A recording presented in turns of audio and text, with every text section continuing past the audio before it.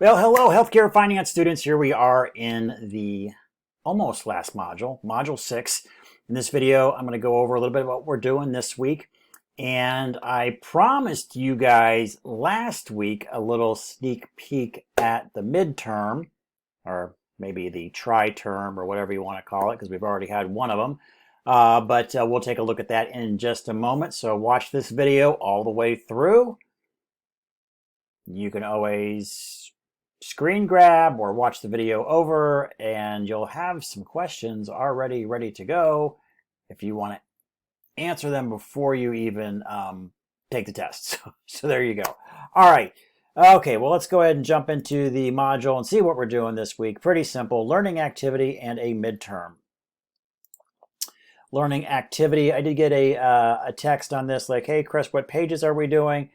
We do have the downloads, so and they saw the download after a few moments. But yeah, so we're just making, in the very beginning of the class, I have page numbers and all that stuff. Then I just, simplify it, make sure everybody knows what to do, put it on a download, and you guys can do your, again, a lot of you are doing great, good jobs with using calculators. When we do the calculators, just doing screenshots, not spending a ton of time on the homework by using the easy to use calculators, and just doing a screen grab, dropping that in there. So I saw how you got the answer. Great job there.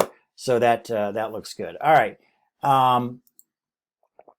So that's pretty much it for this week, guys. Before we go into our sneak peek on the midterm here. So, as far as the grading on Module 5, let's see, I'm shooting this Tuesday at 2:17 in the afternoon. Got about half of you done. There's 45 of you in this class, by the way. You probably don't know that, but there's 45 of you. And the other half will be done tomorrow. So if you're not in there yet, it will be done tomorrow. So we'll keep on track all the way through the course, because I know you guys want to know what points, how many points you got. So speaking of points, before I do the sneak peek into the midterm for this week, or the tri-term, we did turn into the topic essay for next week was turned into pure extra credit. If you didn't watch the video last week, that's when I said we were going to do it. So there it is, extra credit, 50 bad boy points. It's a huge number of points.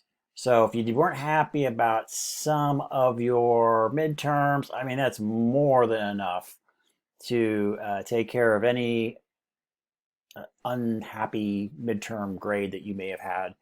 Again, the majority, vast majority, are A's. I think we were shooting around, right around maybe about 80%, 70, maybe a little shy of that. I think it was like 77% folks were getting A's.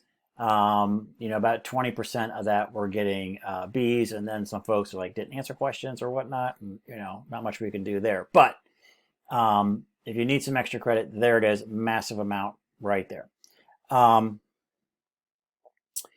as a reminder too, then we're lowering the total points of the course. A little bit of trade-off mathematically for those of you that are like going, wait a minute, there's a little trade-off in points there, but it is a minor differential compared to the amount of extra credit that you're being given, because we are taking this course from a 1,000-point course to a 950-point course.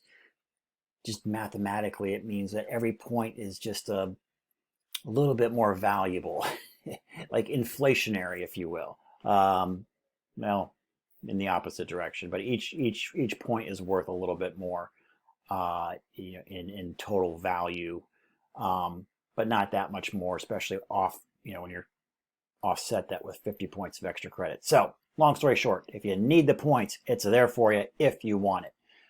Okay, guys, that's pretty much it for that. Just remember, I know don't worry. I am going to give you that hint, those looks, but here's another thing I wanted to mention, and this will be it, and then I will show you some questions from the midterm. Next week is busy, okay? You've got a topic essay, you've got 2 modules kind of in there, 2 parts, if you will, part 1, part 2, you got a topic essay, you've got a case study, and you've got a final exam, and maybe you're doing the extra credit, maybe not. If it was me and maybe I have a little extra time this week, knock something out. Maybe you knock out your case study. You're more than welcome to knock out the final exam, but I would recommend that you go into part 1 and part 2 of module 7, because that material will be on the final. So, but definitely maybe do yourself a favor and knock a couple things out, or at least one thing out this week if you can. All right. Whew. All right, let's take a look at that midterm. We'll pull that up and we'll give you some questions here. Again, they may be randomized and so on and so forth, and all of that. We're going through chapters 12 through 15. And we have, let's see, I believe we have another 30 questions on here. Let me double check. Yes, another 30 questions. All right, so let's do like we did before, and I will give you the first 10 as they've been pulled out of the hat. So take a look at them, and you can screenshot these, whatever you want to do. But we'll kind of go through these pretty quickly, because you can always go back and pause the video. But question number 1, which of the following statements is about common stock is correct? So that one, it's not necessarily most correct. You're just looking for correct. I know those most correct can be kind of tricky, but this one you're just looking, I'm sorry, incorrect. Which of the following statements is incorrect? So again, even probably easier to solve than a correct one where you're trying to dissect that. So which one doesn't make sense? Let's see here. Stockholders exercise control of a company by voting board members. Claims of shareholder cash value of the firm. They have no claims. No claims on their residual business residuals.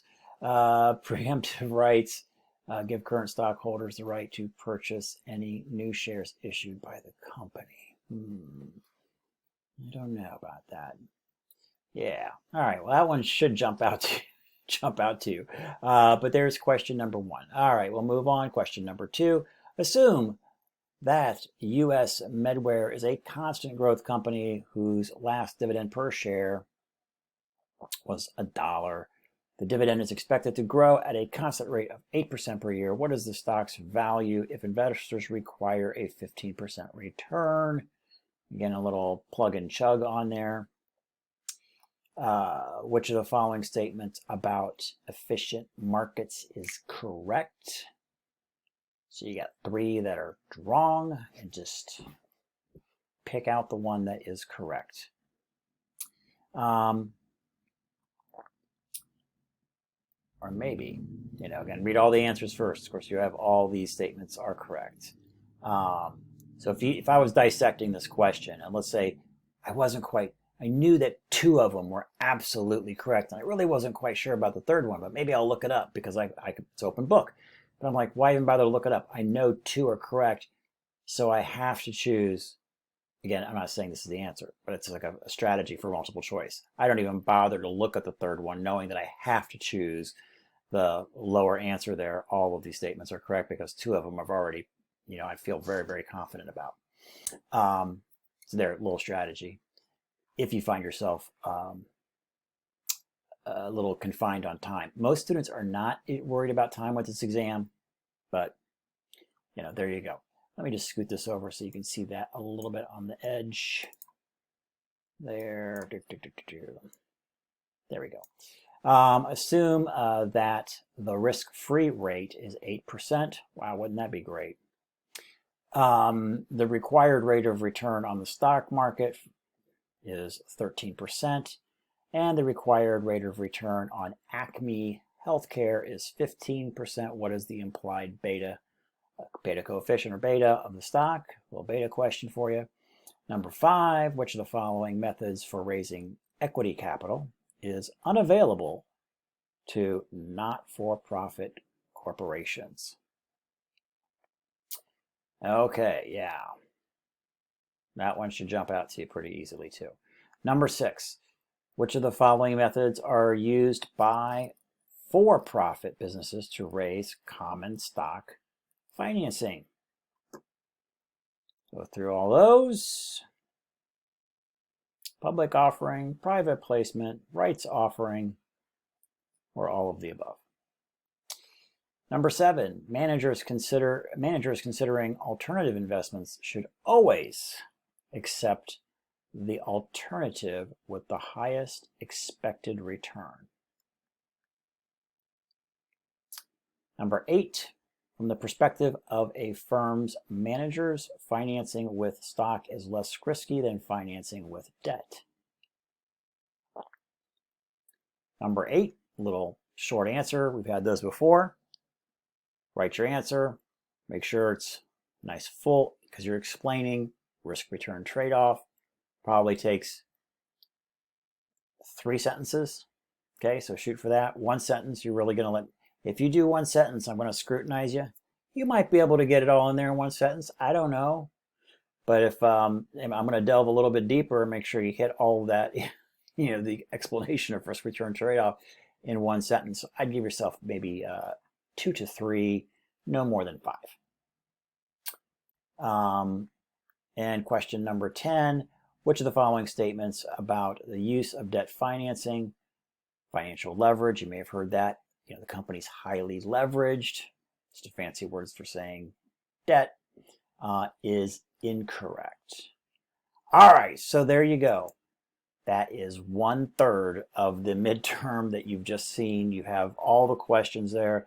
You can take your time, go through, find the answers, scour the textbook, do whatever you want so you know that, okay, 1/3 of this thing I don't need to even think about. When I open it up, I could just go click, click, click, and move on. And then, of course, there should be generous time. And then if you want to check out those ones that you don't know as the new questions you haven't seen, then you got plenty of time to do that. All right, guys, that is all for this week. Everybody have a fantastic week, and we will do a final preview as well.